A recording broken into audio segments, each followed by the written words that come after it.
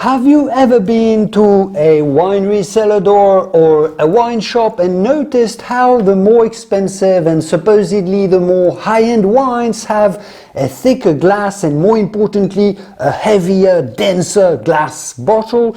How the packaging overall looks and feel more premium on better quality wine than on cheap basic wine? Why is that? We're not tasting the glass when we taste wine, are we? So how does it matter? Are we just being influenced or maybe manipulated by producers and marketers to think a wine is better just because it's sold in a bigger, heavier, shinier accoutrement? I think you're getting fooled here. So let's talk about it, shall we? Hello, bonjour and welcome to your new Bonheur Private Wines video brought to you by the best wine club in America. Here we learn about wine weekly and I'm your host, Julien Miquel, Bordeaux-trained French winemaker with experience making and tasting fine wines from all around the world for over 25 years at this point. I'm a former international wine competition judge and a few credentials like this under my belt.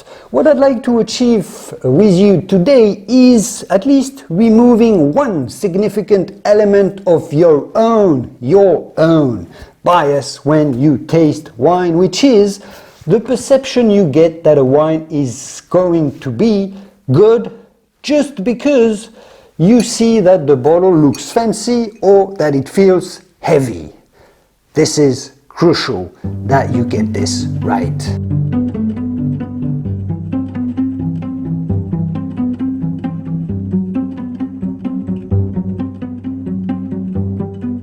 So where is the problem, Julien? You may be wondering. When you go to a wine shop or a winery cellar door, well, the more expensive wines are sold with more premium looking and premium feeling packaging.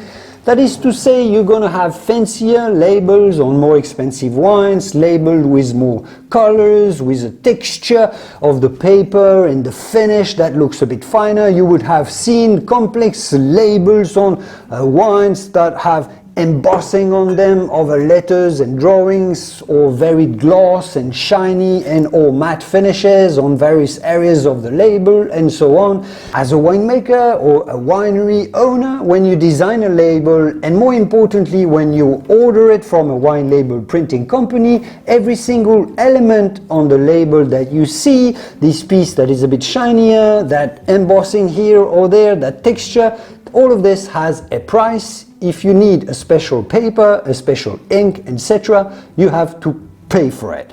You've probably also noticed how more expensive wines have bigger bottles, or at least bottles with thicker glass. Because the glass is thicker, they look bigger and the feel is heavier. Many large bottles with thick glass come with a larger, deeper punt also underneath the bottle as well, because this punt being deeper, you need to have a larger overall bottle to accommodate the same volume of wine, and a much heavier bottle as well, because you have overall much more glass than on a simple flat bottom bottle. On the other hand, cheap wines are usually bottled in very light and very thin glass. It's not unheard of or even uncommon to have a glass bottle weighing about 1 kilogram for a big heavy bottle just for the glass, 1 kilo or 2.2 pounds for the glass, just the glass, while the wine itself just weighs about 750 grams or 1.6 pounds. So the glass is actually heavier than the wine itself.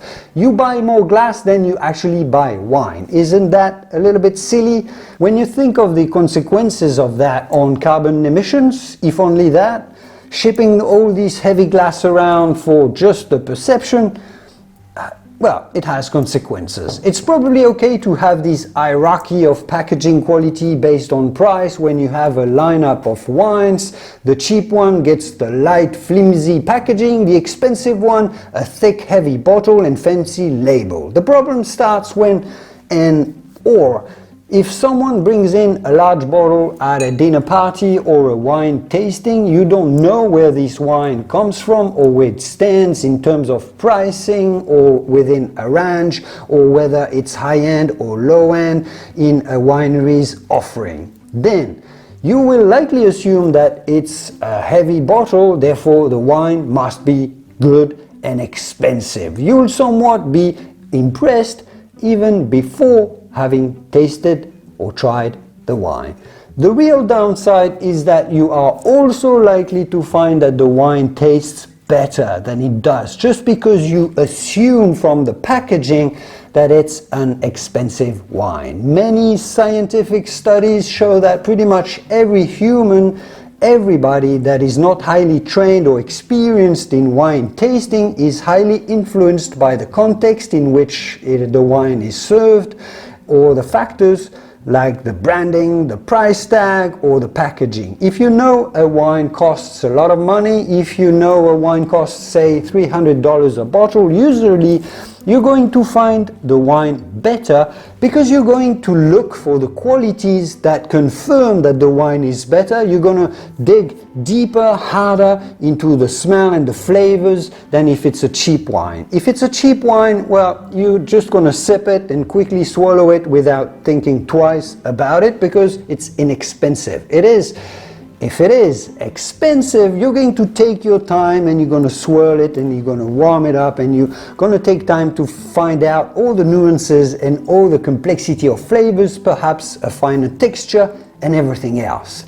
Similarly, when you're faced with a large, heavier bottle with thick glass, you tend to assume it's more expensive, which it probably is, because a thicker bottle is more expensive to purchase for the winery itself, it's more expensive to ship and to transport and so on. So usually large bottles are only used for better, more expensive wines, but some producers, and many producers in fact now know this and use this trick to their advantage and to fool you. I'm not saying wineries or winemakers and producers are bad people, but as a producer or a marketer, if you know that you're buying a glass bottle for an extra $1 to have a thicker, heavier looking bottle, say instead of spending $2 on the bottle to bottle your wine, you're spending $3, but then your wine, rather than looking like a $15 bottle of wine, now it looks like a $20 or $25 bottle of wine. Well,